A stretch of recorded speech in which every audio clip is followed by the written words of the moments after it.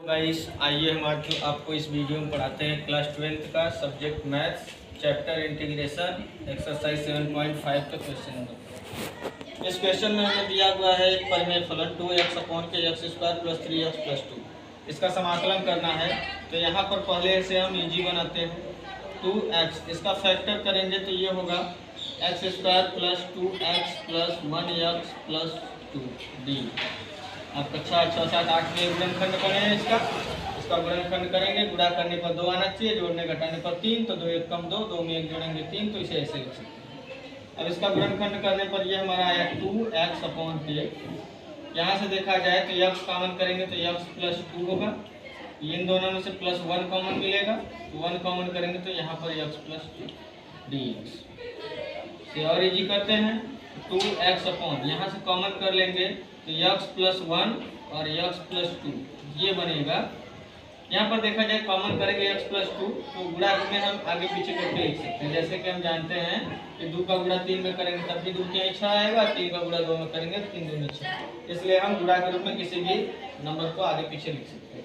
तो यानी ये फलन हमारा ये हो गया। तो अब यहाँ से हम क्या करते हैं, लिखेंगे अब दिए गए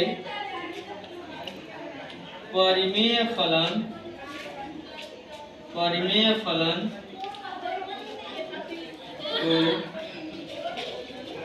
आंशिक भिन्न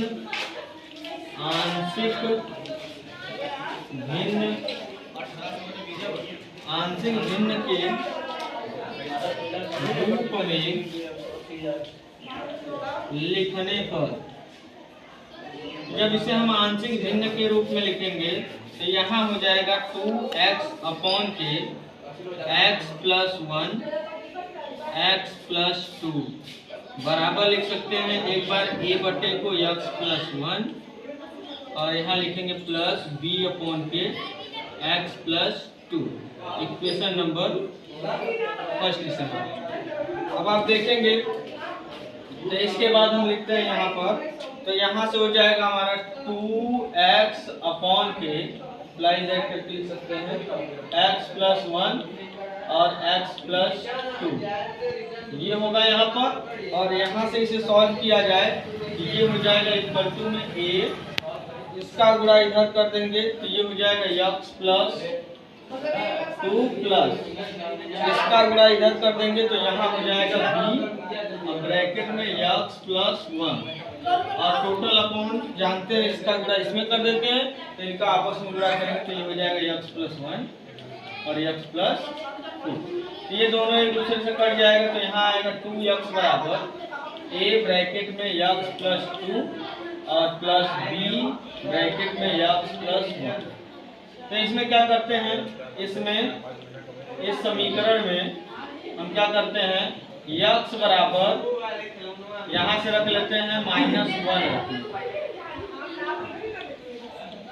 जब इस समीकरण में x बराबर -1 रखेंगे तो यहाँ हो जाएगा -2, यहाँ -1 रखेंगे तो 2 में से 1 गया 1 तो ये a आ जाएगा, यहाँ -1 रखने पे ये पूरा 0 हो जाएगा, यानी a की वैल्यू यहाँ से आ गई -2 तथा इसी प्रकार इस समीकरण में x बराबर -2 रखेंगे। इस समीकरण में जब x बराबर -2 रखेंगे हम तो x बराबर -2 रखने पर ये 0 हो जाएगा, यहाँ -2 रखेंगे -2 दूनी 4 और यहाँ -2 रखेंगे तो घटाने पर ये -1 आएगा तो ये आ जाएगा -b, ये वाला तो 0 हो जाएगा, -2 प्लस 2 0, तो b की वैल्यू यहाँ से आ गई 4। देखेंगे अब a व b का मान समीकरण नंबर 1 में रखने पर,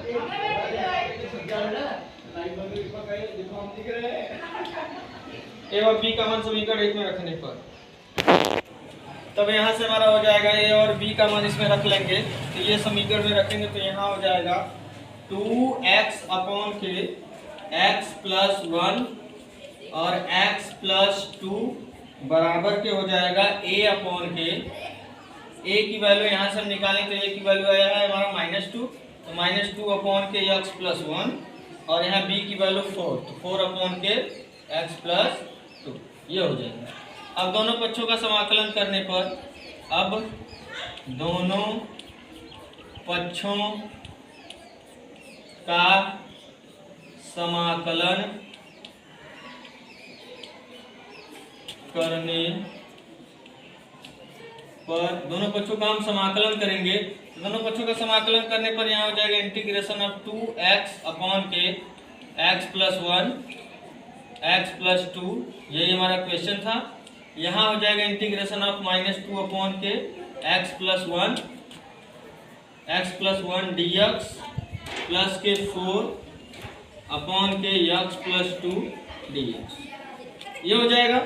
अब इसके बाद यहाँ से हम करेंगे क्या, इसको लिख लेंगे इंटीग्रेशन ऑफ 2x अपॉन के, इसका गुणा कर देंगे यदि इसमें तो देखा जाए सॉल्व करने के बाद, इसको सॉल्व करने के बाद आया था ये, तो इसको पुनः गुणा करके सॉल्व करेंगे तो ये आ जाएगा।